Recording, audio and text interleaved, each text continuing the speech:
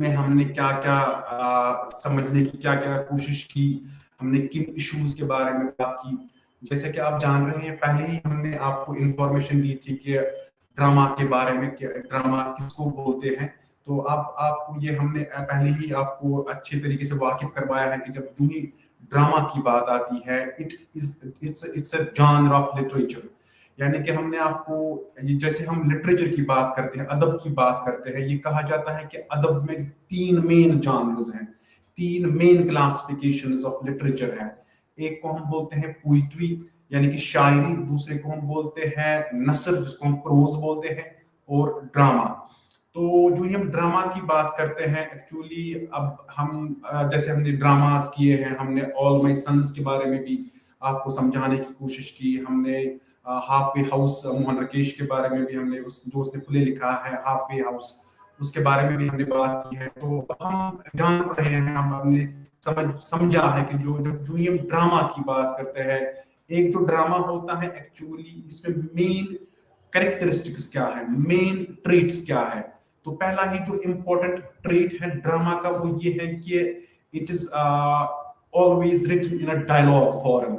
यानी कि dialogue form में एक जो ड्रामा होता है इसको लिखा जाता है। और उसके साथ साथ जो ही हम नस्र की बात करते हैं, नस्र we know it is written in sentences or even paragraphs. As far as poetry is concerned, we also know कि शायरी की जब बात आती है, शायरी स्टैंजा फॉर्म में लिखी जाती है, वर्स फॉर्म में लिखी जाती है। एक शायर जब जो ही वो पोएम लिखता है या पोएम लिखने की जब जैसे वो पोएम कोई लिखना चाहता है, तो उसको कुछ पैरामीटर्स का ख्याल रखना चाहता है, जैसे वो एलिट्रेशन का ख्याल रखता है, कंसोनेंस का ख्याल रखता है, उसको साउंड का भी ख्याल रखना होता है। तो जहां तक जो ही हम बात ड्रामा की करते हैं, drama can be written both in verse form as well as in prose form, but most of the dramatists like to write drama in verse form.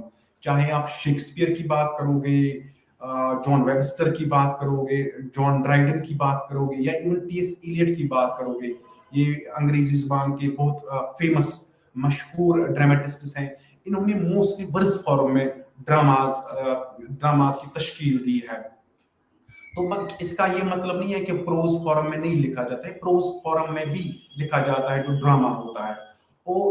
एक और खुसूसियत ड्रामा की क्या है, ड्रामा की खुसूसियत ये है कि ये परफॉर्म किया जाता है थिएटर में।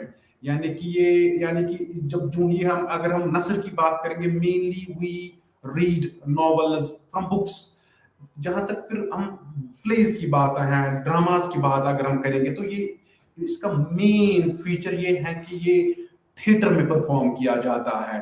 इस और उसके साथ साथ जब जो ही हम थिएटर में परफॉर्म इसको करते हैं, तो एक जो ड्रामेटिस्ट होता है वो लिखने के साथ साथ उसके दिमाग में ये भी होता है कि ये ऑडियंस के सामने ये ड्रामा पेश किया जाएगा। तो वो जो ही वो स्क्रिप्ट तैयार करता है, जो ही वो अपनी जो उसकी इमेजिनेशन होती है, इमेजिनेटिव पावर जो उसके पास होती है, उनको यूटिलाइज करने के बाद एक प्लॉट वो तैयार करता है, एक स्टोरी वो तैयार करता है, और उस स्टोरी में वो बहुत सारे किरदार उनको हमारे सामने लाता है। ऑब्वियसली अगर एक ड्रामेटिस्ट है, एक राइटर है, उसने एक प्लॉट तैयार किया, उसके पास अब एक स्टोरी बनी हुई है, तो उस स्टोरी को थिएटर में परफॉर्म करने के लिए किन की जरूरत है? We need actors, we need several type of characters. जैसे कि हमें हीरो की जरूरत होती है, हीरोइन की जरूरत होती है, इवन विलन की जरूरत होती है, तो बहुत सारे कैरेक्टर्स की जरूरत हमें पड़ती है। तो अब आप ये याद रखोगे डियर लर्नर्स, के जो एक ड्रामा होता है इसको थिएटर में पहले ही एक ड्रामेटिस्ट इसका एक स्क्रिप्ट तैयार करता है। स्क्रिप्ट तैयार करके जो ही वो उसको फिनिश करता है, उसके दिमाग में अब ये होता है कि अब कैरेक्टर्स की उसको जरूरत होती है, उसको प्रोटोगनिस्ट की जरूरत होती है। तो जो ही वो परफॉर्म, फिर क्योंकि वो परफॉर्म कहाँ पे करेंगे? थिएटर में परफॉर्म करेंगे। तो उसके बाद हमने बात की ड्रामा के बारे में, जैसे इसकी डिफरेंट फॉर्म्स हैं। हमने ट्रेजिडी के बारे में भी बात की कि इसके जो ही हम प्ले की बात करते हैं, ड्रामा की बात करते हैं, इसके बहुत सारे टाइप्स हैं।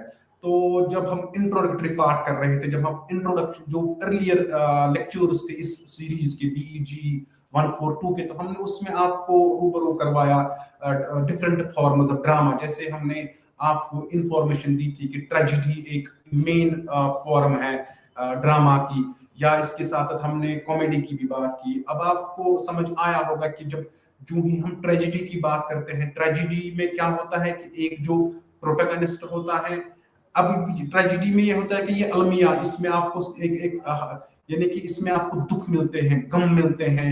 एक जो हीरो होता है ट्रेजिडी में, वो अल्टीमेटली जो उसका मिशन होता है उसमें वो सक्सेसफुल नहीं होता है। उस जो भी उसके एस्पिरेशंस होती है, या उसके जो भी एम और मोटिव्स होते हैं, मकसद होते हैं जिंदगी में, वो जो करना चाहता है, वो उनको पाने में कामयाबी उसको हासिल नहीं होती है।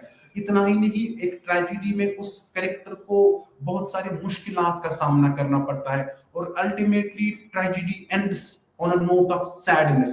Why sadness? Because we ultimately see in a tragedy the death of the hero, death of the protagonist. और उस अगर हम चाहे प्रोटैगनिस्ट में आप हीरो को रख लो या हीरोइन को रख लो, चाहे हीरो की हम बात करें या हीरोइन की बात करें, अल्टीमेटली जो मेन किरदार होते हैं ट्रेजिडी में, उनकी डेथ होती है। वो अपने मिशन में कामयाबी उनको नहीं मिलती है। जैसे कि शेक्सपियर का एक फेमस ड्रामा है किंग लियर, जो ही आप उसको पढ़ते हो उसमें आप डेथ देखते हो, किंग लियर की डेथ होती है, उसकी बेटी जो होती है कड़ीलिया, उसकी डेथ होती है। यानी कि कहने का मतलब ये है कि जब हम ट्रेजिडी को पढ़ते हैं, ट्रेजिडी में हमें जो मेन किरदार होते हैं उनकी अल्टीमेटली डेथ होती है। उस डेथ के साथ एक जो रीडर होता है, एक ये जो ऑडियंस होती है, actually they begin to sympathise with the protagonist. Because क्यों हम उसके साथ अपने सिंपैथाइज करना चाहता है, हमदर्दी दिखाना चाहते हैं उस कैरेक्टर के साथ, बिकॉज वो कैरेक्टर वैसा ही होता है। वो एक एक नोबल बर्थ का कैरेक्टर होता है, यानी कि कभी कभार एक स्कॉलर लेवल का बंदा होता है, कभी कुछ कैरेक्टर्स प्रोटैगनिस्ट ऐसे होते हैं जो एरिस्टोक्रेटिक फैमिली से आते हैं, रॉयल फैमिली से उनका ताल्लुक होता है। यानी कि वो दे आर ऑलवेज जब जैसे हम बोलते हैं कि मोरलिस्ट्स वो होते हैं, they hardly indulge in immoral activities, they don't their actions, deeds, they are always जैसे जो भी वो काम करते हैं, वो काम यानी कि वो बुराई की तरफ नहीं जाते हैं। तो हमने ट्रेजिडी, अब आप ये याद रखोगे, जो ही हम ट्रेजिडी की बात करते हैं, ट्रेजिडी में एक अल्टीमेटली हीरो या हीरोइन की डेथ होती है, जो भी मेन किरदार होते हैं उनकी डेथ होती है। और कुछ ट्रेजिडीज में इवन विलन की भी डेथ होती है, जो भी विलन होते हैं। ये वैसी है जैसे मूवीज में हम देखते हैं, एक हीरो होता है, एक हीरोइन होती है, फिर अल्टीमेटली हम देखते हैं कि उनकी जिंदगी में बहुत सारे मुश्किलात आते हैं, और वो मुश्किलात को काबू पाने में उनकी फिर जिंदगी और जान भी चली जाती है। तो अल्टीमेटली जो ऑडियंस होती है, जो ही आप देखते हो उस मूवी को, तो आप में भी वो फिर थोड़ा सा आप वो नरम गोशात रखते हो फिर जो हीरो होता है उस मूवी का। तो उसके बाद अब आप ये याद रखो, हाँ, one more important thing vis-a-vis tragedy which you need to remember is it arouses pity and fear among audience। यानी कि अब आप ये याद रख लोगे कि जो ही हम ट्रेजिडी की बात करते हैं, tragedy always ends on a note of disappointment, sadness, यानी कि डिजेक्शन। तो एक और इम्पोर्टेंट ये है कि जो ही आप ट्रेजिडी पढ़ते हो उसमें आपको यानी कि आप सिंपैथाइज करते हो एक जो प्रोटैगनिस्ट होता है। इतना ही नहीं, आपको थोड़ा सा वो डर भी महसूस होता है। जैसे एरिस्टोटल की एक फेमस बुक है जिसका नाम है पोइटिक्स। पोइटिक्स में एरिस्टोटल लिखते हैं कि जो ही आप ट्रेजिडी देखते हो, जो ही आप एक अलमिया देखते हो, यानी कि एक ऐसी मूवी देखते हो या एक ऐसा ड्रामा पढ़ते हो जिसमें अल्टीमेटली एक हीरो की डिफीट होती है, डेथ होती है, आप उसमें रियलाइज करते हो, आपको साथ साथ में आपको डर भी महसूस होता है, आपको खौफ भी महसूस होता है, क्योंकि ऐसे ही सीन्स आपको देखने को मिलते हैं। तो फिर उसके बाद एक और फॉर्म के बारे में हमने बात की जिसको हम कॉमेडी बोलते हैं। Comedy is completely in contrast to this what we call tragedy. यानी कि ट्रेजेडी की अगर हम बात करते हैं, उसके अपोजिट में हमारे पास क्या है? कॉमेडी है। Comedy we all know, comedy में हमें यही यानी कि हम क्या देखते हैं, अम्यूजमेंट मिलती है, हमें एंटरटेनमेंट हमें देखने को मिलती है। क्योंकि जिंदगी जैसे बंदा चाहता है कि अब वो परेशानी के हाल में है, गम में मुब्तला है, तो वो चाहता है कि उसको थोड़ी सी वो बर्डन जो उसकी जिंदगी में है, वो रंजो गम जो उसकी जिंदगी में है, वो उनसे थोड़ा सा निजात पाना चाहता है। तो फिर वो क्या होता है, वो अपने आप को मसरूफ रखना चाहता है। जैसे उसके लिए फिर वो किसी ग्रुप में जाता है, फ्रेंड्स के पास जाता है, जो उनको फिर हंसाते हैं, जोक से उनको वो जो उसका बर्डन होता है उसको कम करते हैं। वैसे ही कॉमेडी का वही पर्पस है। कॉमेडी का पर्पस ये है कि ये आपको एंटरटेन करवाती है। आपको कॉमेडी पढ़ के आपको अम्यूजमेंट मिलती है, आप खुश हो जाते हो, आपका जो बोझ होता है वो हल्का हो जाता है जो ही आप कॉमेडी देखते हो या कॉमेडी पढ़ते हो। जैसे ही अगर आप शेक्सपियर की एज यू लाइक इट पढ़ोगे, या इवन जॉर्ज बर्नार्ड शॉ की एक इम्पोर्टेंट उसने एक कॉमेडी लिखी है आर्म्स एंड द मैन, जैसे जो ही आप इन कॉमेडीज को पढ़ते हो, आपको जैसे आप डर डर देखते हो किसमें, ट्रेजिडी में, आपको आप एक खौफ ज्यादा हो जाते हो जो ही आप ट्रेजिडी पढ़ते हो, क्योंकि आपको वैसे ही हादसा वहां पे देखने को मिलते हैं। लेकिन जो ही हम कॉमेडी की बात करते हैं, कॉमेडी में आपको बिल्कुल वैसे हादसात की जो गम होते हैं या हादसात से किसी को गुजरना पड़ता है, वो चीजें आप ज्यादा नहीं देखते हो कॉमेडी में, क्योंकि कॉमेडी का पर्पस ही है कि ये आपको एंटरटेनमेंट देती है कॉमेडी। और एक इंपॉर्टेंट चीज कॉमेडी के बारे में आपको याद रखनी है, वो ये है कि it always ends on a note of what you call happiness, merriment. यानी कि आप जो ही कॉमेडी को पढ़ते हो, अगर एक कैरेक्टर, एक प्रोटोगनिस्ट या एक हीरोइन जो होती है, अगर उसकी जिंदगी में आप दुख देखते हो, लेकिन जो एक ड्रामेटिस्ट होता है वो ऐसे फिर उसकी लाइफ में ऐसी सिचुएशंस क्रिएट करता है कि ये जब जो ही आप आखिर की तरफ जाते हो, कंक्लूजन की तरफ जाते हो, जो ही आप लास्ट पार्ट उस प्ले का देखते हो या पढ़ते हो, तो आपको फिर अंदर से आप खुश हो जाते हो कि हाँ, इतनी स्ट्रगल करने के बाद इसको ये चीज मिली है जिसकी ये तलाश में था। तो ये कॉमेडी का पर्पस है एंटरटेनमेंट। और इसमें ये होता है कि जो भी कैरेक्टर्स होते हैं, हीरो और हीरोइन होती है, अल्टीमेटली उनकी मैरिज होती है, उनकी वो अच्छे से फिर लाइफ गुजारते हैं। तो उसके बाद हमने सोशल ट्रेजिडी की भी बात की। सोशल ट्रेजिडी में actually it is completely opposite of what we call tragedy, Aristotelian tragedy या इवन शेक्सपियरियन ट्रेजिडी। क्योंकि हम शेक्सपियर की, अगर आप एरिस्टोटल ने जो कंसेप्ट दिया था ट्रेजिडी का, कॉन्सेप्ट उसने क्या दिया था, उसने बोला था कि वो अपने पोएटिक, जो उसकी एक मशहूर किताब है, उसमें वो लिखते हैं कि एक जो ट्रेजिडी की जो बुनियाद है उसमें एक्चुअली जो हीरो है, जो आप एक जो ड्रामेटिस्ट है, उसको हीरो वो चूज करना चाहिए जो एरिस्टोक्रेटिक फैमिली से हो, जो जिसका जो अच्छे एजुकेशनल बैकग्राउंड से हो, जो एक फाइनेंशियल स्टेबल फैमिली से हो, जो अच्छा एक हायर स्टेटस उसको रखता हो। कोई भी कुछ भी हो सकता है, चाहे वो टीचिंग कम्युनिटी से हो, जुडिशरी से हो, पॉलिटिशियन हो। क्योंकि हम शेक्सपियर के प्लेज में देखते हैं, शेक्सपियर के प्लेज में आप हैमलेट की बात करोगे, हैमलेट एक इंटेलेक्चुअल होता है, एक स्कॉलर लेवल का बंदा होता है। फिर उसके जो पापा होते हैं वो प्रिंस होते हैं। जो ही हम फिर शेक्सपियर के ओथेलो, मैकबेथ जैसे वो ट्रेजेडीज हम पढ़ते हैं, वहां पे आपको कैरेक्टर्स जैसे वॉरियर्स मिलते हैं, मिलिट्री पर्सन जो होते हैं, अच्छी रैंक के होते हैं। तो लेकिन जो ही हम फिर डोमेस्टिक ट्रेजेडी की बात करते हैं, डोमेस्टिक ट्रेजेडी में आपको ये चीजें नहीं मिलती हैं। डोमेस्टिक ट्रेजेडी में जो एक राइटर जो होता है, उसके जो प्रोटोगनिस्ट्स होते हैं, उसके जो मेन किरदार होते हैं, जो भी कैरेक्टर्स प्ले में होते हैं, वो एक कॉमन लाइफ से लेते हैं प्ले, या एक कॉमन लाइफ से कैरेक्टर्स को चूज करता है।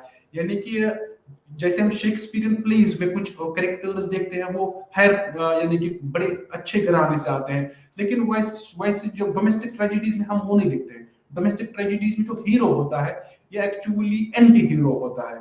जो आप डोमेस्टिक ट्रेजेडीज में हीरो को पढ़ते हो या देखते हो, जैसे हम death of a salesman, popular play written by Arthur Miller, yeah, even his another play, All My Sons, which was prescribed in our syllabus and which we had done during the previous जो हमारा previous lecture था, उसमें हमने All My Sons के बारे में बात की। तो जब हम डोमेस्टिक ट्रेजेडी की बात करते हैं, All My Sons जो हमारे सिलेबस में था, जिसके बारे में हमने बड़े डिटेल्ड वे में हमने आपको समझाने की कोशिश की, उसमें क्या है, जो ही आप एक किरदार को देखते हो जो आपको लगता है कि प्रोटोगनिस्ट है, एक फैक्ट्री में काम करता है। अगर आप डेथ ऑफ अ सेल्समैन की बात करोगे, वो भी एक सेल्समैन की, यानी कि एक सेल्समैन को कहां तक उठाया अर्थर मिलर ने, उसने उसको हीरो का तजुर्बा दिया है, हीरो का उसने उसको मियार दिया है। तो जो ही हम फिर बात डोमेस्टिक ट्रेजेडीज की, फ्रॉम इन जैसे हम लार्जर पर्सपेक्टिव में देखते हैं, ये एंटी हीरो होता है शेक्सपियरियन ट्रेजेडीज, जैसे यानी कि it is completely in contrast to Shakespearean tragedies, जहां पे हम हीरोज को नोबल बर्थ के देखते हैं, इंटेलेक्चुअल्स को देखते हैं, वॉरियर्स को देखते हैं, मिलिट्री पर्सन्स को देखते हैं, किंग्स को देखते हैं, क्वींस को देखते हैं। वाइस ये कैरेक्टर्स आपको डोमेस्टिक ट्रेजेडीज में नहीं मिलते हैं। डोमेस्टिक ट्रेजेडीज में हम सबकी दास्तान होती है, कैरेक्टर्स एक कॉमन मैसेज होते हैं। जैसे हमने ऑल माय सन्स की बात की थी, तो उसके बाद हमारे पास एक और इम्पोर्टेंट टाइप ऑफ प्ले होता है जिसको हम बोलते हैं प्रॉब्लम प्ले। प्रॉब्लम प्ले में क्या होता है कि प्रॉब्लम प्ले में ये होता है कि जो भी बुराइयां सोसाइटी में होती है, जो भी गलत चीजें सोसाइटी में हुआ करती है, उन चीजों को हमारे सामने लाता है एक ड्रामेटिस्ट। मोहन राकेश की बात हमने लास्ट टाइम की थी, हाफ वे हाउस की, उसकी बात की थी हमने। तो अगर हमने हमने जॉन ऑसबॉर्न की भी बात की थी, लुक बैक इन एंगर। तो जितने भी इश्यूज, सोशल इल्स जिनको हम बोलते हैं, या जितने भी मिन्स सोसाइटी में होते हैं, गलत बुराइयां जितनी भी होती है, उनको ऑडियंस के सामने लाते हैं एक जो ऑथर होता है। उनको उन प्लेज को हम क्या बोलते हैं, प्रॉब्लम प्ले। जैसे हम बात करेंगे लुक बैक इन एंगर की, उसमें जो कौन सी एक्चुअली अगर हम लुक बैक इन एंगर पे अच्छे से नजर दोहराएंगे, यानी कि उसमें हमें क्या कौन से सोशल इल्स देखने को मिलते हैं, उसको हम प्रॉब्लम प्ले क्यों कहते हैं। प्रॉब्लम प्ले इस सेंस में हम उसको बोलते हैं कि जितनी भी बुराइयां 1940 की दहाई में ब्रिटिश में हुआ करती थी, उन्होंने उनको एक्सपोज किया। चाहे वो इनजस्टिस थी, यानी कि करप्शन का दौर था, यानी कि नेपोटिज्म का दौर था। जैसे उसमें एक हीरो की हम बात करते हैं, जिमी पोर्टर उसमें हीरो होते हैं। तो वो उसको एक लोअर बैकग्राउंड से आता है, एक लोअर क्लास फैमिली से आता है, उसको दाखिला नहीं मिलता है यूनिवर्सिटी में। तो वहां पे क्या किस चीज को उजागर करता है एक राइटर, यानी कि कुछ लोग हैं जिनको तालीम दी जाती है, लेकिन वो हायर यानी कि वो इकोनॉमिकली रिच है, वो इंडस्ट्रियलिस्ट है, यानी कि उनके पास फाइनल इकोनॉमिक प्रॉब्लम्स नहीं है, यानी कि वो बड़े खानदान से आते हैं, उनको दाखिला मिलता है अच्छे तरीके से किन किन बड़े बड़े यूनिवर्सिटीज में। तो फिर उसमें रेड ब्रिक यूनिवर्सिटीज का कॉन्सेप्ट देता है जॉन ऑसबॉर्न। जॉन ऑसबॉर्न ने ये कॉन्सेप्ट इसलिए इन्वेंट किया था to mock, ridicule the establishment of Britain, यानी कि उनको दिखाने के लिए कि रेड ब्रिक का कॉन्सेप्ट, जो हम लोअर क्लास फैमिली से वहां पे लोग आते थे, उनको दाखिला नहीं मिलता था, उनको टीचर्स टॉन्ट किया करते थे कि आप डिजर्व नहीं करते हो ये इस यूनिवर्सिटी में दाखिला लेना, आप डिजर्व नहीं करते हो एजुकेशन। उसके साथ साथ हमें फिर क्लास सिस्टम का भी वहां पे कॉन्सेप्ट मिलता है, ये भी एक सोशल यानी कि प्रॉब्लम है। तो उसके बाद अगर हम फिर एक और टाइप ऑफ प्ले है जिसको हम बोलते हैं प्रोटेस्ट प्ले। प्रोटेस्ट प्ले क्या होता है कि इसमें जो राइटर होता है, इसको लगता है कि कुछ लोग जो है वो वॉइसलेस हैं, वो वीक है, उन पे they are being oppressed, they are going through the phase of operation, यानी कि फिर वो प्रोटेस्ट करते हैं। प्रोटेस्ट मींस प्रोटेस्ट, जैसे वो फिर उनकी तरफ से वो बोलना स्टार्ट करता है, उनको लगता है कि किसी एक तबके के साथ नाइंसाफी हो रही है, इनजस्टिस हो रही है। तो फिर उन चीजों को वो हमारे सामने, चाहे इनजस्टिस इन पॉलिटिकल सेंस, इकोनॉमिक सेंस, यानी कि पॉलिटिकल और इकोनॉमिक, यानी कि वो इक्विटीज उनको लगता है कि नहीं मिल रही है लोगों को, या इवन सोशल इल्स होती हैं सोसाइटी में। तो फिर जो एक राइटर होता है, ये एक स्पोक्समैन बनता है, यानी कि एक माउथ पीस बनता है for the messes, because in a protest play a writer always exposes injustice which is being जैसे वो injustice जो नाइंसाफी जो होती है, यानी कि वो लोगों पे डाली जाती है, लोग वो फेज से गुजरते हैं। तो जो ही हम अब ये प्रोटेस्ट प्ले क्यों इंपॉर्टेंट है, प्रोटेस्ट प्ले को हम अगर हम पोस्ट कॉलोनियल लिटरेचर की बात करेंगे, इसको हम दूसरे सेंस में रेजिस्टेंस लिटरेचर भी बोलते हैं। तो अगर हम फिर प्रोटेस्ट प्ले की जब हम बात करते हैं, यानी कि इसमें जो होता है, एक जो राइटर होता है, ये एक तबके की तरफ से एज अ माउथ पीस हमारे सामने आता है, यानी कि इसको लगता है कि वो जो लोग हैं वो उन पे जुल्म हो रहा है, उन पे इनजस्टिस हो रही है, तो फिर ये इसको लग रहा है कि they are voiceless, they are not able to express their opinions और their aspirations, और उनमें जो उनकी जो दबी हुई जो आवाज होती है उनको उजागर करने के लिए, उनको हमारे रीडर के सामने लाने के लिए एक ऑथर फिर अपनी इमेजिनेशन का इस्तेमाल करके फिर रीडर के सामने लाता है। तो अब किस कॉन्टेक्स्ट में हम जब हम बात प्रोटेस्ट प्ले की करते हैं, protest play is very essential when we talk about गुगी विथ योंगो, यानी कि the trial of Dedan Kimathi जो है इसका प्ले, ये actually it is being called a protest play, because यहाँ पे आपको देखने को मिल रहा है कि जो विथयोंगो है ये किसी एक तबके की आवाज रीडर के सामने लाता है, ऑडियंस के सामने लाता है, उन लोगों की आवाज जिन पे इनजस्टिस हो रही है, जो इनजस्टिस के दौर से गुजर रहे हैं, पीपल हु आर वॉइसलेस।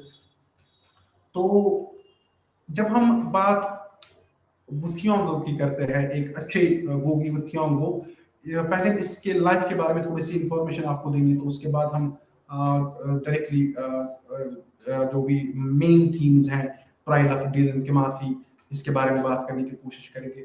जो ही हम गोगी वुथियोंगो की बात करते हैं, 1938 में इसका जन्म हुआ था, ये एक्चुअली कीनिया में इसका जन्म हुआ था। ये एक कीनियन प्ले राइट है, कीनियन ड्रामेटिस्ट है। तो इन्होंने फिर स्कूल जो इसकी अर्लियर स्कूलिंग हुई थी वो कमादोरो स्कूल इन लिमरो, एक कीनिया में जगह है। फिर उसके बाद इसने जो इब्तिदाई तालीम इसने अपने जो ये जहाँ पे इसका जन्म हुआ था उसकी अपनी ही लोकेलिटी में हासिल की थी। तो फिर लेटर जब ये थोड़ा सा ये बड़ा होने लगा तो फिर एलेंस हाई स्कूल से इसने फिर फर्दर एजुकेशन हासिल की। ये कीनिया का एक फुल फ्लेज्ड स्कूल था, क्योंकि हमें ये 1938 की बात है जब इसका जन्म हुआ था, यानी कि ये वही दौर है जब यानी कि जो most of the countries in African continent में जितने भी मुल्क थे वो प्री इंडिपेंडेंस दौर से गुजर रहे, प्री इंडिपेंडेंस एरा वहां पे था, क्योंकि वहां पे भी ब्रिटिशर्स राज कर रहे थे। तो फिर उसमें उसके बाद क्या है कि फिर जब हम यानी कि एलन स्कूल की बात करते हैं, यहाँ पे एक्चुअली प्रोटेस्टेंट्स का बहुत यानी कि प्रोटेस्टेंट जो आइडियोलॉजी है इसका बहुत इन्फ्लुएंस हुआ था किस पे, गोगी वुथियोंगो पे। एक्चुअली ही जो ये प्रोटेस्टेंट जो रिफॉर्मेशन है, जो ये एक तबका है, एक्चुअली जब हम प्रोटेस्टेंट्स की बात करते हैं, ये एक ग्रुप है क्रिश्चियनिटी में, बहुत सारे जैसे सेक्ट्स होते हैं वैसे ही क्रिश्चियनिटी में एक सेक्ट है जिनको हम प्रोटेस्टेंट्स बोलते हैं।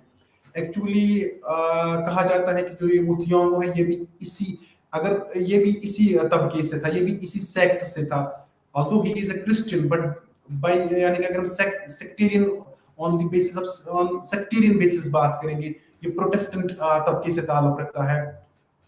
तो और जब हम ट्रायल ऑफ दीदन किमाती की बात करते हैं, इसमें भी हमें देखने को मिलता है किसकी आइडियोलॉजी का इन्फ्लुएंस था, प्रोटेस्टेंट्स का इन्फ्लुएंस था। तो जब हम प्रोटेस्टेंट्स की बात करते हैं, प्रोटेस्टेंटिज्म की बात करते हैं, actually it's a branch of Christianity that follows the theological tenants of the Protestant reformation. तो एक्चुअली जब हम प्रोटेस्टेंट्स की बात करते हैं, जैसे अभी हमने आपको बताया कि ये एक ग्रुप है, ये एक सेक्ट है, किसमें, क्रिश्चियनिटी में, एक ब्रांच है क्रिश्चियनिटी का। एक्चुअली ये एक मूवमेंट चली थी 16th सेंचुरी में, यानी कि जब 16th सेंचुरी तक क्या था, 16th सेंचुरी तक कैथोलिक चर्च का बहुत दबदबा था, कैथोलिक चर्च का बहुत ज्यादा इन्फ्लुएंस था। तो उसके प्रोटेस्ट में एक तबका खड़ा हो गया, क्योंकि इन प्रोटेस्टेंट से एक तबका जो खड़ा हो गया था, जिनको लीड कौन कर रहा था, जिनको हम मार्टिन लूथर किंग बोलते हैं। Martin Luther King, we all know he was a German priest, theologian, author भी थे, हिम राइटर भी थे, उन्होंने बहुत सारे हिम्स भी लिखे हैं, और उनकी 95 थीसिस एक मोस्ट उसकी एक बुक भी है। तो इन्होंने एक ग्रुप को खड़ा किया, जो मार्टिन लूथर की जब हम बात करते हैं, प्रोटेस्टेंट्स की जो भी बात आती है, इट वाज फाउंडेड बाय यानी कि मार्टिन लूथर किंग। तो एक्चुअली प्रोटेस्टेंट, आपको नाम से ही यहाँ पे कुछ समझ आ रहा है, प्रोटेस्ट। अगर हम लास्ट जो इसके कुछ 3 अल्फाबेट्स को साइलेंट रखेंगे, आपको यानी कि PROTEST तक अगर आप देखोगे, ANT जो लास्ट 3 जो है अल्फाबेट्स, उनको आप साइलेंट रखोगे, उनको आप इनविजिबल करोगे कुछ टाइम के लिए, तो जो ही आप यहाँ पे नजर आपको जो आ रहा है वो है प्रोटेस्ट। यानी कि नाम से ही, आपको नाम से ही पता चलता है कि ये कुछ एक जो एक ग्रुप है जो प्रोटेस्टेंट्स है, इन्होंने प्रोटेस्ट किया था। ये एक रिलीजियस ग्रुप था। इन्होंने क्या प्रोटेस्ट किया था, ये किन के खिलाफ प्रोटेस्ट कर रहे थे? ये प्रोटेस्ट कर रहे थे कैथोलिक्स के खिलाफ। कैथोलिक्स यानी कि एक मेजर यानी कि मेजॉरिटी जो क्रिश्चियनिटी की बात करते हैं वो कैथोलिक्स की है। तो 16th सेंचुरी में क्या हुआ था कि जो मार्टिन लूथर किंग ने, इसने एक कुछ अपने लोगों को यानी कि सामने लाया। इसने इसके कुछ फॉलोअर्स थे, ये एक लीडर बन गया था। फिर ये स्पीचेस दिया करता था, फिर ये लोगों के सामने जाता था, लोगों को बोलता था कि जो ये कैथोलिक्स है, जो यानी कि दूसरा तबका है क्रिश्चियनिटी का, ये एक्चुअली गलत कामों में लग गए हैं। इसने उस सेंस में प्रोटेस्ट किया, यानी कि he criticised Catholics on what basis?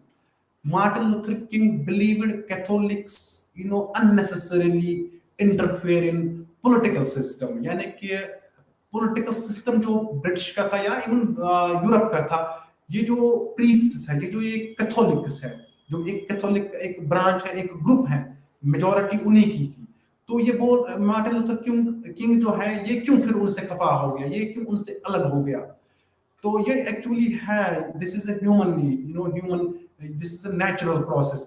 अगर दो हैं तो फिर आपको लगता है कि someone is not following the something religiously, आपको लगता है कि आप उसके साथ फिर एग्री नहीं करते हो। You begin to show you begin to speak in a dissent voice.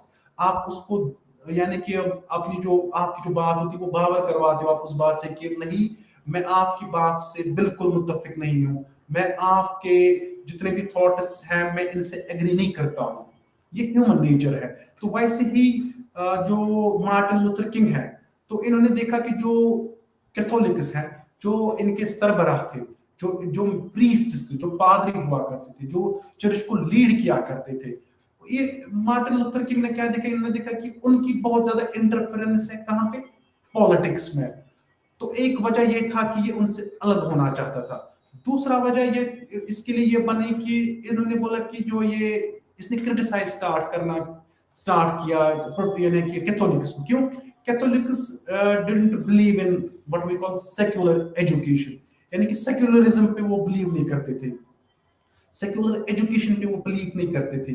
वो नहीं चाह रहे थे कि हम साइंस की तालीम पढ़े, हम मैथमेटिक्स की तालीम हासिल करें, हिस्ट्री बुक्स का हम मुआयना करें। ये तब 16th सेंचुरी की बात है। हम यहाँ पे आपको समझाने की कोशिश कर रहे हैं एक्चुअली जो प्रोटेस्टेंट्स हैं, जो प्रोटेस्टेंटिज्म जो स्टार्ट हो गया था, यानी कि जिसको हम प्रोटेस्टेंट रिफॉर्मेशन भी बोलते हैं, तो ये कैसे स्टार्ट हो गया था? यानी कि जो दो ग्रुप बन गए थे क्रिश्चियनिटी के, एक को हम कैथोलिक्स बोलते हैं, दूसरे को हम प्रोटेस्टेंट्स बोलते हैं।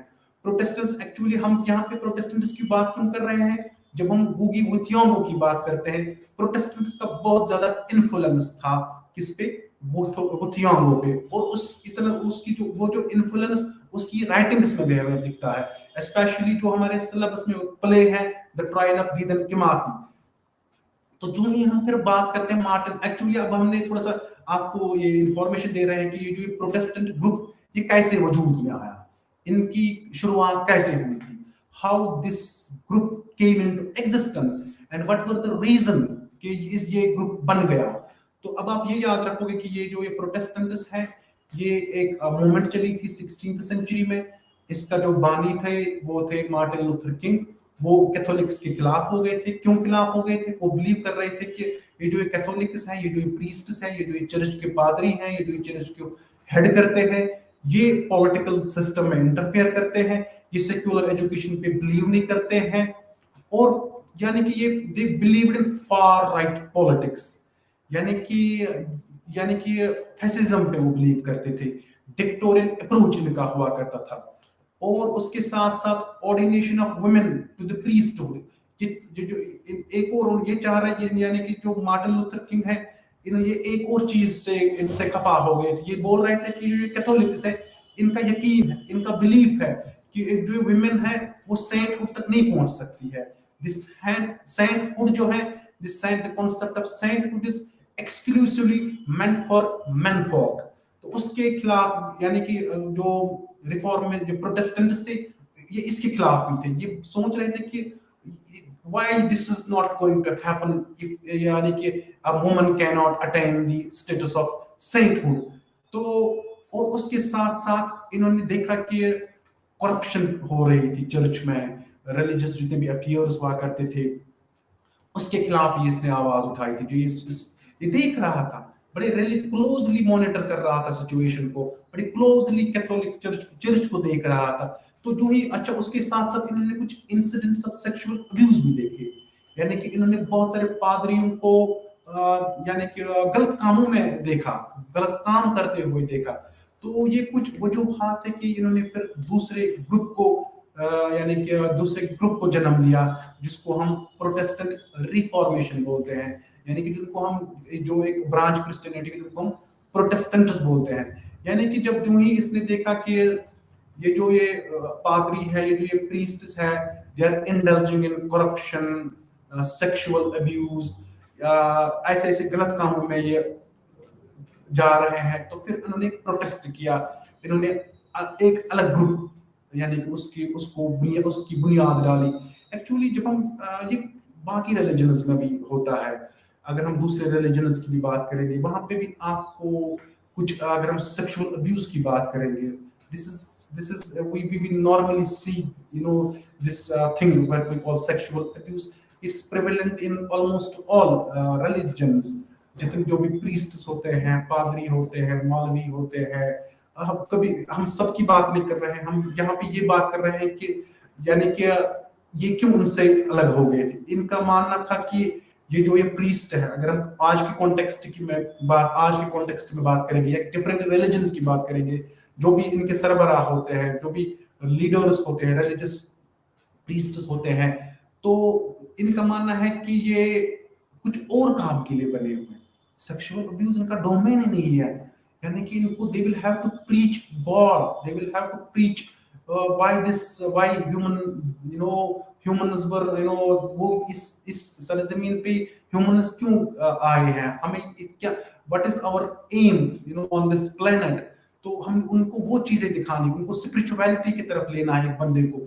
जो ही अगर वही बंदे गलत कामों में लगेंगे तो फिर ऑब्वियसली वो तो फिर आवाज उठाएंगे।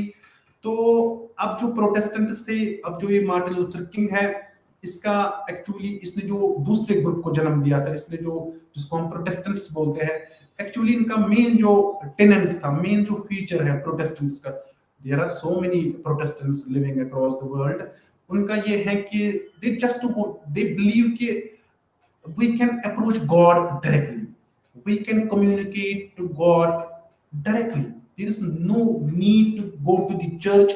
ये मार्टिन लूथर किंग का मानना है, ये प्रोटेस्टेंट्स का मानना है। वो ये आप अगर आप दूसरे सेंस में आप अपने रिलीजन पे भी ये देख सकते हो, कहीं ना कहीं आपको थोड़ा सा कुछ समझ आएगा कि क्या ये चीजें दूसरे रिलीजन्स में भी होती हैं, क्या ये चीजें दूसरे रिलीजन में भी लागू होती है, क्या ये आइडियोलॉजी टू सम एक्सटेंट हमें दूसरे रिलीजन्स में भी दिखती है। तो इसका मानना है कि मार्टिन लूथर किंग का जो प्रोटेस्टेंट ये बिलीव करते हैं कि हम गॉड को डायरेक्टली अप्रोच कर सकते हैं, हमने ऐसे अपनी कैरेक्टर को बनाना है, हमने ऐसे काम करने हैं सो दैट वी, अगर हम अच्छे काम कर रहे हैं, मोरलिस्ट्स बन गए हैं, तो हमने इथिकल वैल्यूज को इथिकल वैल्यूज की लाइफ हम जी रहे हैं, then we can approach to God directly, we can communicate with him directly with our own in our own voice। तो और उसके साथ साथ मार्टिन लूथर किंग का एक और इम्पोर्टेंट चीज ये था कि ये यानी कि वो सोच रहे थे कि जो इनकी जो बाइबल है, वो जो भी उसको लेना है, जो भी चीजें आपको लेनी है, यू कैन टेक दोस। अगर आप कुछ सीखना चाहते हो, कुछ भी चाहते हो लाइफ के बारे में, तो रीड द बाइबल। तो उसके साथ साथ सोशल जस्टिस का भी कॉन्सेप्ट है। तो कहने का मतलब ये है कि जब हम ये चीजें यानी कि प्रोटेस्ट, अभी हम वही वैसे ही बात कर रहे थे, यहाँ पे भी आपको कनेक्शन मिल रहा है। प्रोटेस्ट प्ले, अब हम बात अभी कर रहे थे। प्रोटेस्टेंट्स जो होते हैं, एक्चुअली जब भी इनको लगता है कहीं पे कुछ गलत हो रहा है, कहीं पे कुछ इनजस्टिस हो रही है, किसी एक तबके की एक्सप्लॉयटेशन हो रही है, किसी तबके को दबाया जा रहा है, तो ये एक प्रोटेस्ट करना चाहते हैं। ऑब्वियसली एक राइटर है तो he would love to protest through his pen. The ideal form, if we are going to talk about his protest, is his writing form. तो फिर हम बात, जब हम दीदन यानी कि ट्रायल ऑफ दीदन किमाती की बात करते हैं, एक्चुअली ये एक प्रोटेस्ट प्ले। अब आपको थोड़ी सी समझ आ रही होगी कि जब हम प्रोटेस्ट की बात करते हैं, प्रोटेस्ट प्ले की बात करते हैं, इसका कुछ ताल्लुक है प्रोटेस्टेंट्स के साथ। यानी कि अगर गुगी उथियोंगो जो है, अगर ये प्रोटेस्टेंट्स तबके से ताल्लुक रखता है, जो क्रिश्चियनिटी का एक मेन इंपॉर्टेंट ब्रांच है, तो इसके प्लेज में आपको ये आइडियोलॉजी मिलती है जो अभी हम बात कर रहे थे, how Martin Luther king opposed, even revolted against what we call Catholicism, Catholic Church, or even papal authority। तो फिर जब हम गुगी की बात करते हैं, बुथियोंगो की बात करते हैं, एक्चुअली ये एक फेमस प्ले राइट है कीनिया से। अगर मेनली जब हम अदब की बात करते हैं तो वहां पे हम मेनली एक कॉन्टिनेंट या कंट्री से फिर जानते हैं। अगर हम 5 मिनट के लिए देखो, इंडिया में बहुत सारी स्टेट्स हैं। जब हम लार्जर पर्सपेक्टिव में देखते हैं, लार्जर कॉन्टेक्स्ट में देखते हैं, तब हम बात करते हैं वहां पे इंडियन इंग्लिश लिटरेचर की। अगर हम 5 मिनट के लिए, कोई राइटर तमिलनाडु से लिख रहा है, कोई राइटर कश्मीर से लिख रहा है, या कोई राइटर मुंबई से लिख रहा है, इनको हम एक अम्ब्रेला टर्म होती है जिसको हम बोलते हैं इंडियन इंग्लिश लिटरेचर। अगर वो इंग्लिश में लिख रहे हैं, तो वैसे ही जैसे गुगी एक कीनिया से ताल्लुक रखते हैं, तो फिर इसको हम लार्जली क्या बोलते हैं, गुगी is a famous dramatist of African literature, क्योंकि फिर हम इसको ब्रॉडर एक अम्ब्रेला टर्म के नीचे लाते हैं। जो गुगी हैं एक्चुअली ये नॉवेलिस्ट भी थे, इन्होंने ड्रामास भी लिखे हैं, इन्होंने शॉर्ट स्टोरीज भी लिखी है, एक क्रिटिक का भी ये काम इन्होंने कर रहे हैं, सोशल एक्टिविस्ट भी है। इनकी एक शॉर्ट स्टोरी है द अपराइट रेवोल्यूशन, बहुत अच्छी स्टोरी है। अगर आप उसको पढ़ोगे तो आपको समझ आएगा कि जो गोगी है ये एक साइंटिफिक टेम्पर का बंदा है। इसने बहुत सारी नॉवेल्स भी लिखी है। इसकी जो फेमस नॉवेल्स हैं, एक का नाम है weep not child, a grain of wheat, petals of blood, ये या द रिवर बिटवीन और डेविल ऑन द क्रॉस, ये इसकी कुछ नॉवेल्स, फेमस नॉवेल्स है। अगर आप अफ्रीकन लिटरेचर की बात करोगे या इवन रेजिस्टेंस लिटरेचर की बात करोगे, तो द ब्लैक हर्मिट इसका एक और ड्रामा है, ब्लैक हर्मिट, होम कमिंग और द ट्रायल ऑफ दीदन किमाती, ये इसके फेमस ड्रामास हैं। अभी जो हमने पहले आपको बताया वो इनकी नॉवेल्स हैं। द अपराइट रेवोल्यूशन जो हमने आपको पहले बताया वो इसकी शॉर्ट स्टोरी है। डीकोलोनाइजिंग द माइंड, ये एक अच्छी बुक है। ये इस बुक में लिखते हैं कि जैसे वो ब्रिटिशर्स कैसे, यानी कि in this book decolonising the mind, it's a wonderful book. जब हम लिटरेरी यानी कि क्रिटिसिज्म की बात करते हैं, इसमें एक्चुअली वो थियोंगो हमें समझाता है कि हाउ कॉलोनियलिज्म इज यानी कि एक कॉलोनियलिज्म जो इंपीरियलिज्म है, ये एक स्टेट के लिए अच्छा नहीं होता है। तो एक्चुअली जब हम एक्चुअली डीकोलोनाइजिंग द माइंड, यानी कि यहाँ पे इस बुक में आपको देखने को मिलेगा कि हाउ यानी कि जो ये गुगी थियोंगो है, ये कैसे इंपीरियलिज्म के खिलाफ लिख रहा है, कैसे एंटी कॉलोनियलिज्म के खिलाफ लिख रहा है। तो डिटेन्ड इसकी एक और अच्छी बुक है, प्रिजन डायरी जिसको हम बोलते हैं। एक्चुअली गुगी थियोंगो को कुछ समय प्रिजन में भी बिताना पड़ा, क्योंकि इसकी जो आइडियोलॉजी है, इसकी जो राइटिंग फॉर्म है, उसकी वजह से इसको कुछ मुश्किलात भी आए हैं लाइफ में। तो एक मुश्किलात उसकी लाइफ में ये भी उसको देखना पड़ा कि उसको जेल भी जाना पड़ा, खाली हैविंग किस बुनियाद पे। इसका ये थॉट है कि Britishers don't deserve to rule us, यानी कि इसका मतलब ये है कि गुगी व थियांगो का ये कॉन्सेप्ट था कि ब्रिटिशर जो है, जो फॉरेनर्स हैं, जो यूरोपियंस हैं, ये कोई हक नहीं रखते हैं हम पे रूल करना, यानी कि कीनिया पे रूल करना, जिम्बाब्वे पे रूल करना, या different countries of African continent पे। तो इसकी वजह से फिर इसको कुछ साल जेल में भी, कुछ टाइम जेल में भी बिताना पड़ा। तो वहां पे फिर उन्होंने एक डायरी लिखी है जिसका नाम ही इन्होंने रखा है डिटेन्ड, प्रिजन डायरी है। अगर आप पढ़ना चाहते हो, जानना चाहते हो कि गुगी व थियांगो की आइडियोलॉजी क्या है, पॉलिटिकल इसकी जो सोच है, पॉलिटिकल आइडियोलॉजी, ये किस तबके से, यानी कि इसका जो पॉलिटिकल थॉट है वो क्या था, तो वो आपको इस डायरी में मिलेगा, डिटेन्ड दुनिया पढ़ोगे।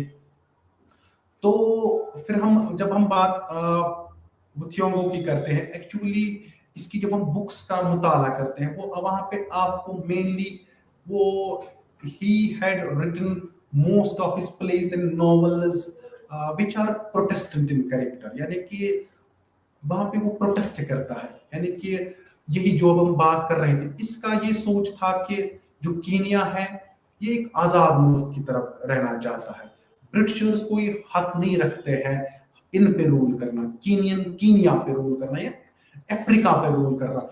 यही एक मेन थीम है इस प्ले का। द ट्रायल ऑफ दीदन किमाथी का भी यही रूल है। तो जो मेन थीम है, जो वो चाहता है कि जो इस दीदन किमाथी का, ट्रायल ऑफ दीदन किमाथी का जो मेन थीम है, वो आप ये याद रखोगे कि वो इस प्ले में हमें एक करेक्टर के जरिए दिखाना चाहता है गोगी व थियांगो के जो ब्रिटिशर्स है, जो फॉरेनर्स हैं, जो यूरोपियन पावर्स हैं, इनका कोई हक नहीं बनता है कि दूसरी जमीन पे हक जमाए, कब्जा कर ले और फिर वहां पे रूल करे। यानी कि फ्रीडम स्ट्रगल का जो मेन थीम है वो आपको इस प्ले में देखने को मिलता है। गुगी व थियांगो को कुछ मुश्किलात भी, फैमिली इश्यूज भी आए थे इस, यानी कि इमरजेंसी जब कीनिया में लगी थी, 1952 की बात है, तो इसमें ही lost his brother as well. और एक माओ माओ का जो रिबेलियन चली थी कीनिया में, Mau Mau it's a famous rebellion, Britishers के खिलाफ ही चली थी, यूरोपियंस के खिलाफ ही चली थी। यानी कि माओ माओ जो रिबेलियन थी, इसमें जो कीनिया के लोग थे, लोकल्स जो थे, उन्होंने रिबेलियन स्टार्ट की थी। किन के खिलाफ? आर्मड स्ट्रगल जिसको बोलते हैं। किन के खिलाफ? ब्रिटिशर्स के खिलाफ, क्योंकि ये नहीं चाह रहे थे कि ब्रिटिशर्स यहाँ पे रहे। And even in that Mao Mao rebellion he lost one of his brothers as well. Not only this, even his mother got, his mother was tortured for having this thought कि Kenya deserve to be an independent state. तो ये एक main theme आपको गुगी व थियांगो की books में मिलता है। तो उसके बाद स्कूल फिनिश करने के बाद गुगी व थियांगो जो है, इसने बीए ऑनर्स इंग्लिश कहाँ से किया? मैकरेरे यूनिवर्सिटी जो युगांडा में है।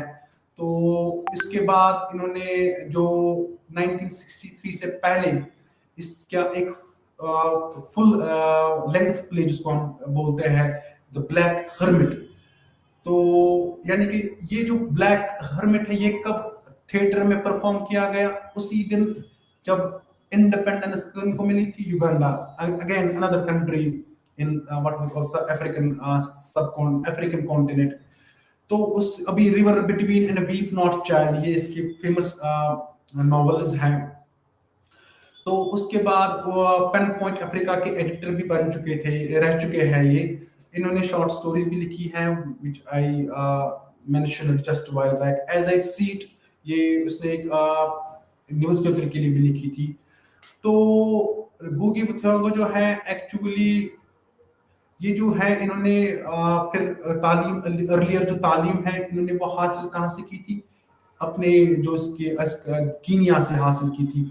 उसके बाद एक्चुअली ये पढ़ने के लिए बाहर भी गए थे, यूनिवर्सिटी ऑफ लीड्स से भी इन्होंने तालीम हासिल की थी।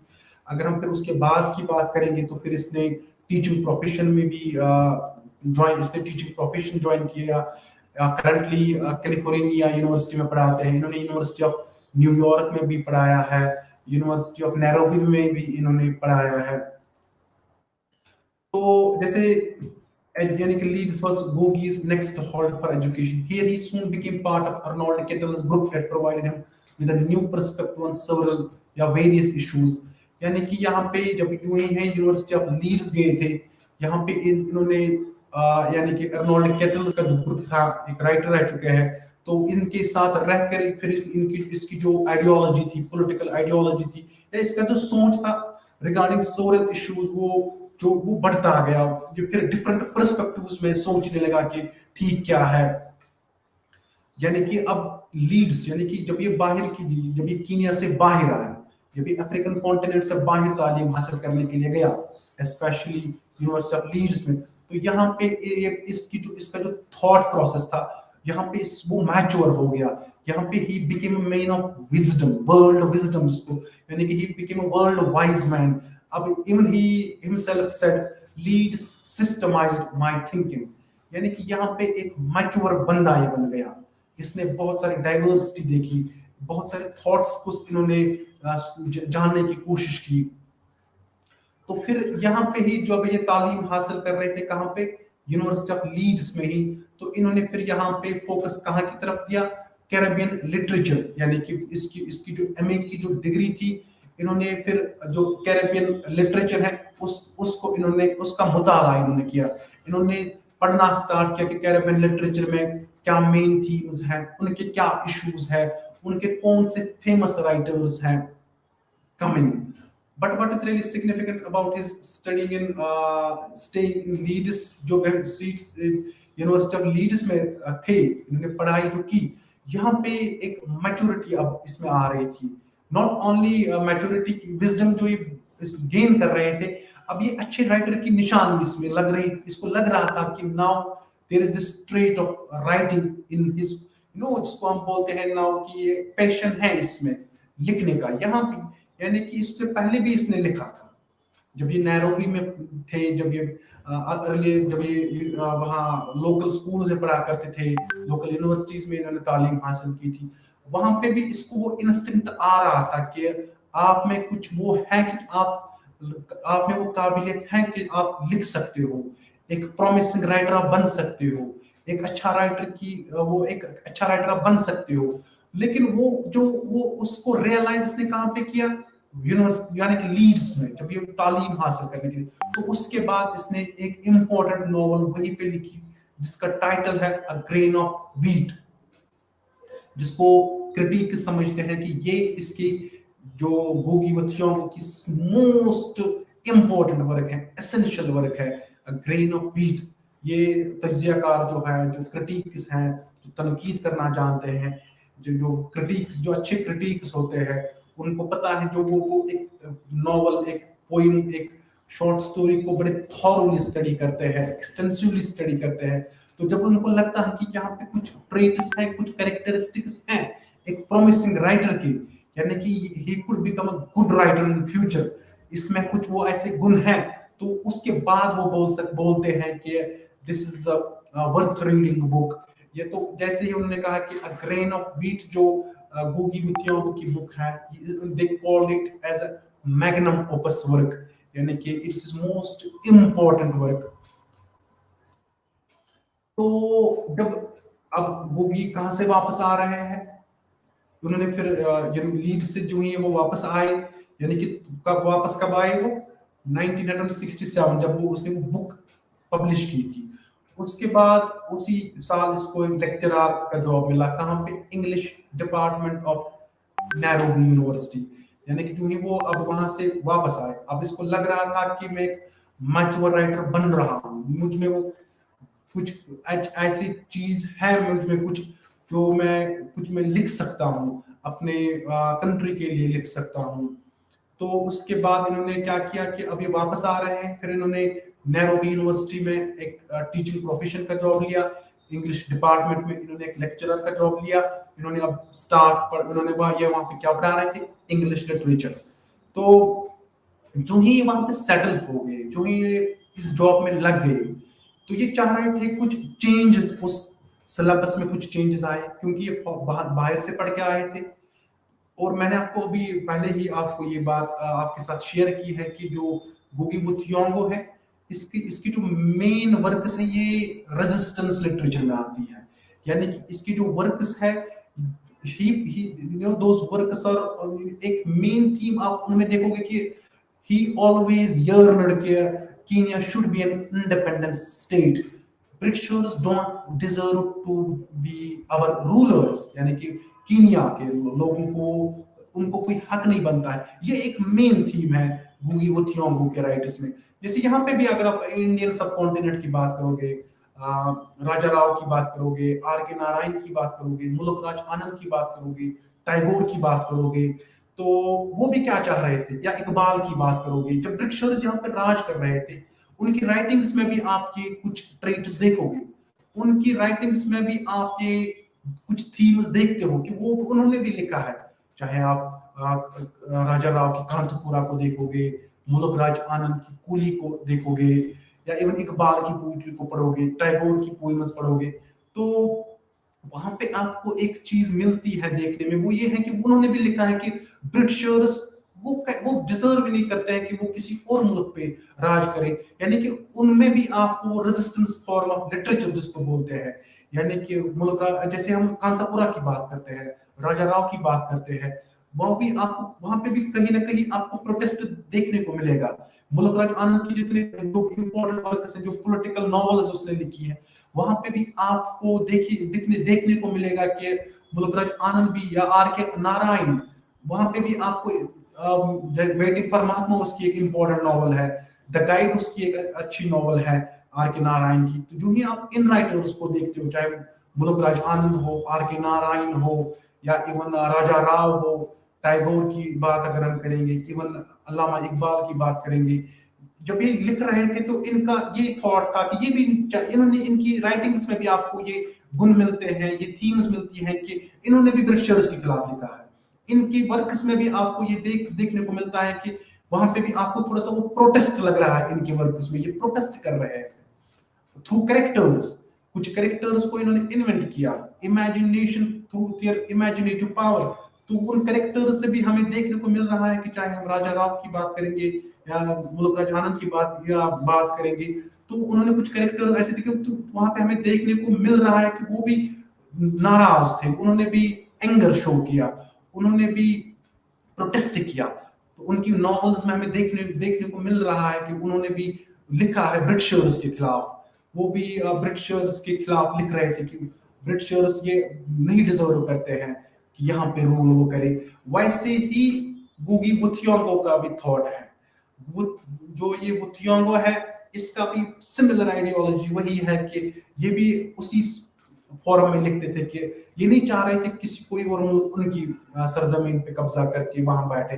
तो जो ही ये अब यूनिवर्सिटी ऑफ नैरोबी गए तो इन्होंने कुछ चेंजेस वहां पे, ये चाह रहा था कि सिलेबस वहां पे चेंज हो जाए, यानी कि अब जो मेजर इसने चेंज क्या लाई वहां पे, क्योंकि अब ये लेक्चरर का जॉब कर रहे थे यूनिवर्सिटी ऑफ नैरोबी में, पहला ही जो इसने स्टेप उठाया, पहला ही जो काम इसने वहां पे अंजाम दिया वो ये था कि इन्होंने वो रिस्ट्रक्चर किया सिलेबस वहां का।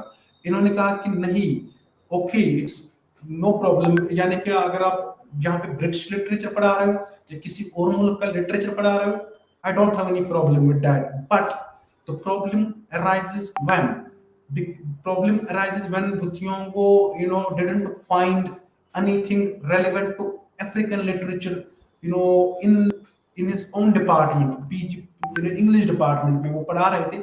इसने सरप्राइजिंगली देखा कि कोई किसी ऑथर की बुक इनके सिलेबस में नहीं है, किसी अफ्रीकन राइटर, किसी अफ्रीकन हिस्ट्री के बारे में कोई बुक नहीं है, अफ्रीकन लिटरेचर के बारे में कोई बुक नहीं है। तो पहला ही प्रोग्राम इसने क्या दिया, इसने बोला कि नहीं, we will have to incorporate our own literature in this syllabus। तो फिर उसके बाद जो ये कुछ चेंजेस करने के बाद एक गुगी जो था, गुगी वो थियोंगो, तो इन्होंने फिर रिजाइन किया अपनी जो इसकी पोजीशन थी, जो ये लेक्चरर का जॉब कर रहे थे यूनिवर्सिटी में। क्यों? क्योंकि इसको जब जो ही इसने ये बोलना स्टार्ट किया कि मैं ये चाहता हूँ अफ्रीकन लिटरेचर हमारे सिलेबस में हो, हमारी लोकल लैंग्वेज का कुछ चीजें हमें लोकल लैंग्वेज में रखनी चाहिए, तो फिर इसको थोड़ी सी वो वहां पे रेजिस्टेंस मिली अपने डिपार्टमेंट से, अथॉरिटीज से। तो फिर इसने क्या किया कि इसने फिर रिजाइन ही दिया फिर अपने इस जॉब में। तो फिर उसके बाद कुछ टाइम के बाद गोगी वुथियांग जो है ये फिर अमेरिका चले गए। तो फिर इसने अब ये यानी कि अफ्रीकन लिटरेचर अब ये इन्होंने पढ़ाना स्टार्ट किया कहाँ पे, यूएसए में। यानी कि यूएसए में अपनी जो इसकी लैंग्वेज है, अपना जो इसका लिटरेचर है, जो ये चाह रहा था, जो ये इसका एम ये है कि अगर कीनिया गरीब ही है, गरीब मुल्क है, पॉवर्टी वहां पे ज्यादा है, वो वेल स्टैंडर्ड ऑफ लिविंग अच्छे तरीके से नहीं है, फाइनेंशियल क्राइसिस है, इकोनॉमिक प्रॉब्लम है, पॉलिटिकल इंस्टेबिलिटी है, लेकिन ये इसका यानी कि वो बोलते हैं ना कि वो एक कमिटेड नेशनलिस्ट था ये। यानी कि बोगी वुथियांग जो है ये वैसे ही जैसे डब्ल्यू बी येट्स की हम पोएम ईस्टर 1916 में देख रहे हैं, उसमें भी वो लिखते हैं कि Ireland he wrote this poem Easter 1916 for Ireland, for his, he wanted to show his love for this what we call जैसे वो एयरलैंड जो लड़ रहे थे किनके साथ, ब्रिटिशर्स के साथ, वो भी चाह रहे थे कि वो इंडिपेंडेंट हो। तो उसी की याद में डब्ल्यू बी येट्स ने एक पोएम लिखी है जिसका टाइटल है ईस्टर 1916। एक्चुअली वो रिबेलियन वैसे ही एक चली थी वहां पे, जैसे अभी हम बात कर रहे थे माओ माओ रिबेलियन ब्रिटिशर्स के खिलाफ चली थी कीनिया में, तो वैसे ही एक रिबेलियन चली थी ईयरलैंड में किन के खिलाफ, ब्रिटिशर्स के खिलाफ, क्योंकि ब्रिटिशर्स से यानी कि आजाद होना चाहते थे कौन, ईयरलैंड वाले। तो फिर वहां पे भी वो रेजिस्टेंस का हमें देखने को मिला था जब हम हिस्ट्री बुक्स का मुताला करते हैं। फिर वहां पे बहुत सारी डेथ्स हो गई। तो उन्हीं की यानी कि येट्स भी चाह रहा था कि ईयरलैंड जो है, एक्चुअली बुनियादी तौर पर वही से येट्स थे, तो चाह रहे थे कि ये ईयरलैंड एक इंडिपेंडेंट स्टेट रहे, एज एन इंडिपेंडेंट मुल्क रहे। तो फिर उन्होंने ईस्टर 1916 एक पोएम लिखी, तो उसमें वो अपना वो उसकी जो पॉलिटिकल आइडियोलॉजी है वो हमें उस पोएम में देखने को मिलती है। तो फिर उसके बाद जो ये यूएसए गए गोगी वुथियांग, इन्होंने फिर वहां पे पढ़ाना स्टार्ट किया। तो कुछ टाइम के बाद फिर ये वापस कहाँ पे आए, नैरोबी यूनिवर्सिटी में इन्होंने फिर पढ़ाना स्टार्ट किया। तो फिर इसने कुछ वर्क्स पे भी काम किया, जो इसके बहुत सारे वर्क्स हैं। तो जब हम बात इस प्ले की करते हैं, तो फिर ये प्ले उसने एक फ्रेंड के साथ इस प्ले को यानी कि ऑडियंस के सामने लाया, जिसका नाम मेरिस मूगो है। यानी कि ये प्ले है the trial of Dedan Kimathi. Actually, this play is not solely exclusively written by Ngugi wa Thiong'o. There are two authors which have written this play. One is Ngugi wa Thiong'o and the other one is Mr. Mugo, जिसको हम बोलते हैं, एक African writer है, एक play right है। तो उसके बाद पेटल्स ऑफ ब्लड, ये भी एक इम्पोर्टेंट नॉवल है वुथियांगो की। तो फिर एक्चुअली अभी हम आपको पहले ही बोल रहे थे कि जितने जाने कि गोगी वुथियांगो जो है, इसको लाइफ में बहुत सारी मुश्किलात भी आए। ही lost his brother during Mao Mao rebellion, he lost his another brother during the state emergency which was imposed way back in early 1950s in Kenya. Even his mother was tortured. Not only this, even he was himself detained for a specific political ideology. तो उसके बाद जो है उसको detain किया गया था। उसके बाद इन्होंने फिर एक डायरी, इन्होंने बहुत सारी वर्क्स लिखी है, जो भी जब ये उसको प्रिजन में लिया गया था। तो एक्चुअली जो है इसको प्रिजनर ऑफ कॉन्शियस भी एमनेस्टी इंटरनेशनल ने कहा था। तो उसकी एक पॉलिटिकल आइडियोलॉजी जो इसकी है, उसकी वजह से फिर इसको कैद किया गया था, प्रिजन में रखा गया था। तो इसने फिर कुछ वर्क्स वहां पे भी लिखी थी। जैसे अभी हमने आपको बोला था कि इसकी जो इम्पोर्टेंट वर्क है डिटेन्ड, इसमें आपको देखने को मिलता है कि ये इसके साथ क्या क्या वहां पे कैसे बर्ताव किया गया था वहां पे। एक और इम्पोर्टेंट चीज गोगी वुथियांगो के बारे में मैं आपके साथ शेयर करना चाहता हूँ, वो ये है कि nowadays जैसे वो पहले तो इंग्लिश लैंग्वेज में वो लिखते थे, लेकिन later on he switched to another language which is called Kikyo. Kikyo is a local language in Kenya. यानी कि वो अंग्रेजी में भी लिखता है, लेकिन ये तरजीह आजकल यानी कि जो लेटर पार्ट ऑफ गोगी वुथियांगो's लाइफ है, ही यानी कि इसने फिर लिखना स्टार्ट किया किस लैंग्वेज में, किकियो लैंग्वेज में। यानी कि अपनी लैंग्वेज को फरोग देना